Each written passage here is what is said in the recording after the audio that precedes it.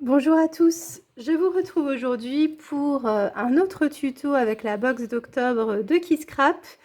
Donc cette fois-ci, je vous propose de réaliser une petite enveloppe cadeau, donc qui pourra renfermer un billet, un chèque, d'autres petites scrap bidules, enfin voilà, c'est vraiment au choix. Donc au niveau des dimensions, notre pochette cadeau va mesurer au total 19 cm par 9,5, donc ce sera vraiment les dimensions totales. Et donc cette enveloppe-là, elle va se constituer de 3 morceaux. Donc pour commencer, vous aurez besoin d'un du cardstock blanc relativement épais de manière à ce que l'enveloppe soit assez solide, d'un morceau qui va mesurer 26,5 par 21. Vous pouvez très bien prendre comme base une feuille A4 comme pour moi. Il vous manquera quelques millimètres, mais vous verrez, c'est pas gênant. Donc voilà, vous prenez un format A4, vous le coupez à 26,5. Sur la partie donc qui va mesurer 26,5, vous allez faire un premier pli à 8 cm, un autre pli à 17,5 et ensuite il vous restera à la fin vos 9 cm. Donc vous aurez finalement 9 cm, 9,5 et 8. Ensuite, au niveau de la hauteur, vous ferez un pli à 9 mm de chaque côté. Ça va vous créer des petites languettes pour vous permettre de replier votre pochette et donc de créer la structure.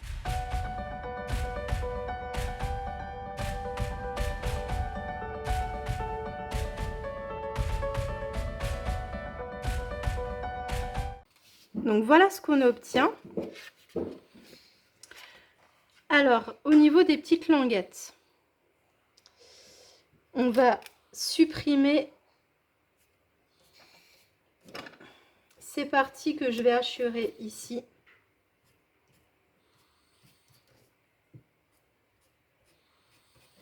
Voilà. Donc on va uniquement garder ces languettes des deux côtés.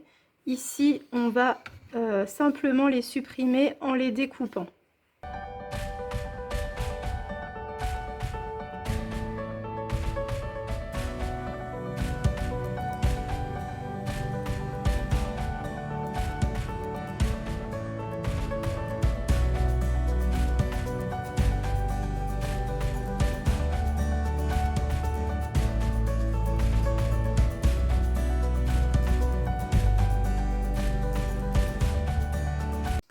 Donc, au niveau de la pochette, on obtient ceci.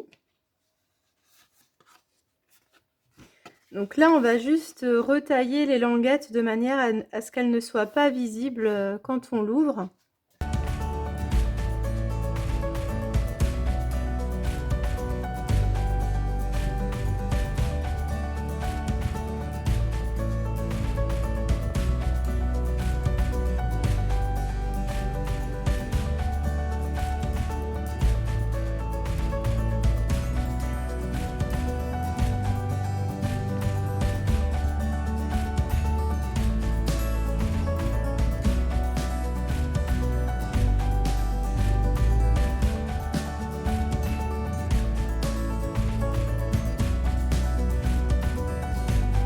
Et ensuite, il n'y a plus qu'à choisir des papiers imprimés pour habiller la pochette.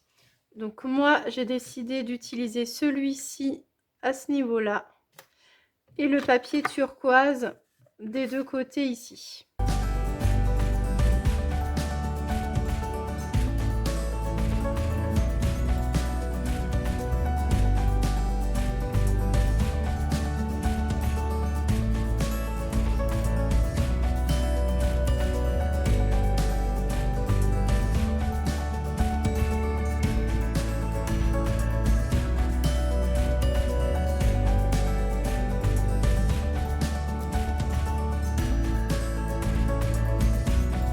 Alors ensuite, on va réaliser des embellissements maison. Alors je vous en ai préparé un pour vous montrer.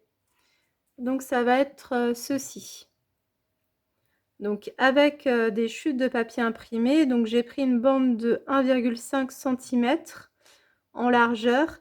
Et après, c'est cette longueur-là que j'ai pris.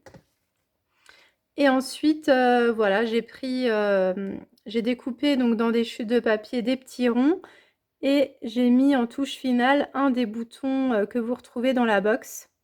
Donc nous allons en faire 3.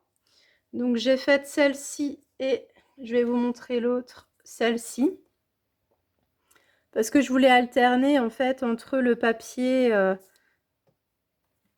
avec les feuillages et le papier quadrillé gris. Donc je vous propose qu'on fasse la dernière ensemble. Donc comme ça, on va faire comme une petite trilogie de rosaces, quoi. Voilà.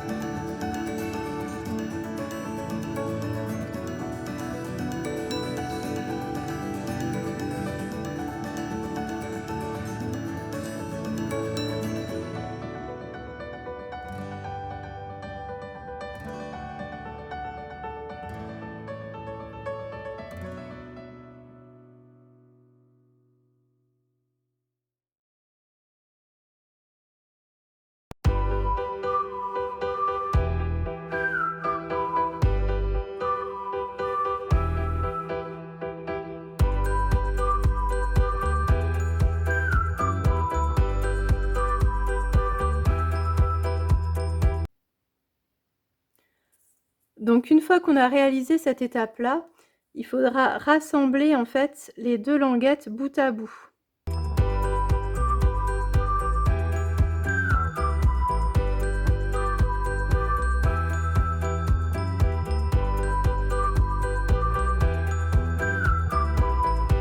Donc il faut vraiment bien laisser sécher. Il faut que tout tienne vraiment bien. Il faudra vous préparer 2 cercles, un haut et un en bas pour que tout reste à plat. Donc j'en ai préparé d'avance. Pour le bas, si vous ne voulez pas prendre de sac, vous pouvez très bien découper un petit carré. De toute façon, ça ne se verra pas.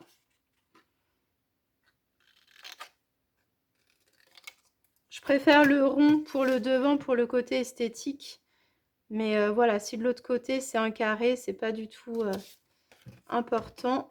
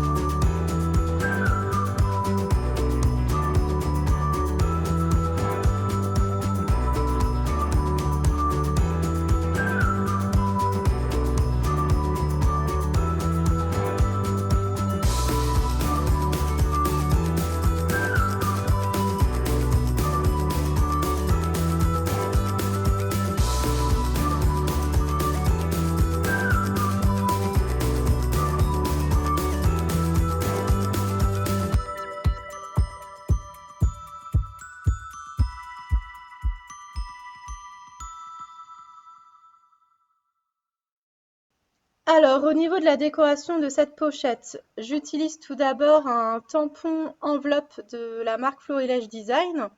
J'ai ensuite embossé sur calque à chaud en blanc avec des paillettes roses, donc une fleur de chez Sokai. Et puis, je viens rajouter comme ça un petit, comment dire, une petite chute de timbre, en fait, de die timbre qui me restait, histoire d'encadrer un petit peu mieux tout ça. Voilà pour la couverture. Donc voilà, je colle tout à plat, étant donné que je veux vraiment que le relief soit sur les embellissements que nous venons de faire tous ensemble.